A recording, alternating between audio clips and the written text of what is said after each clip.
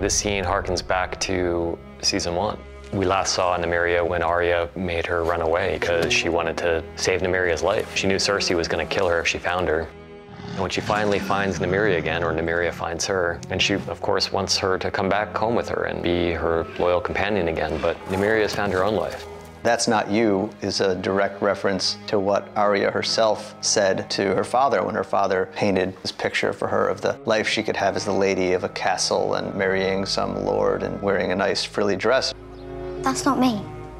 Arya is not domesticated, and it makes total sense that her wolf wouldn't be either. And once the wolf walks away, at first she's heartbroken to have come this close. Then she realizes that the wolf is doing exactly what she would do if she were that wolf.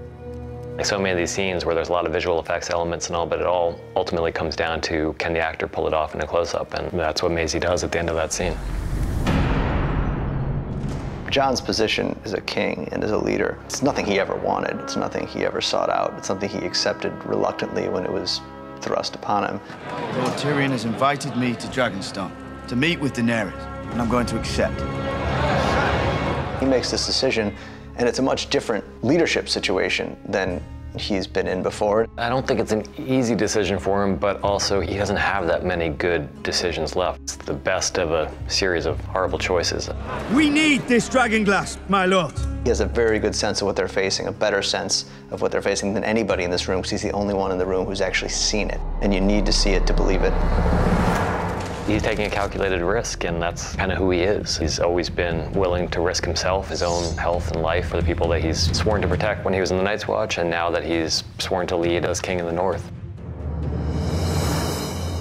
We should hit King's Landing now, hard, with everything we have. I don't think there are that many situations in film or television where you see 4 women sitting around a table discussing power and strategy and war. We didn't really plan it that way, but once it landed on that, we knew that these things had to be discussed. We knew the plan to take Casterly Rock had to be put out there.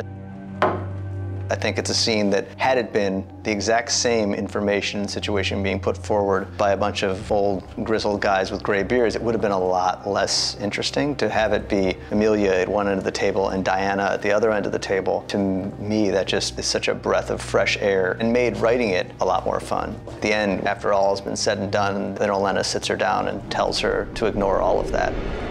You're a dragon. Be a dragon. When Diana tells you to do that, you start to go outside the scene and wonder if that applies to every aspect of your life and not just the scene you happen to be shooting. You've seen Euron talking the talk, and this is where we see that this guy isn't all talk, that this is somebody who can actually do the things that he's bragging about. I love the sequence, and the whole sequence is paid off in full by the looks that those 3 give us. To us, that was the most important part of the whole scene. So there's weeks and weeks to shoot this battle and all the visual effects and everything, but the most important part for us was just those close-ups at the end.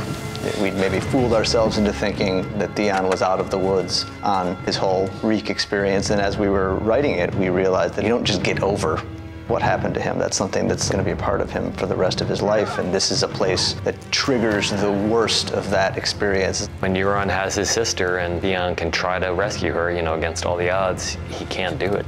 Just the look on her face, that look of being betrayed, and the look on his face, he's falling apart again. As much as anything, to see Euron's pure psycho glee at watching this happen between the 2 of them, and when Theon jumps overboard, that laugh is the character's encapsulation.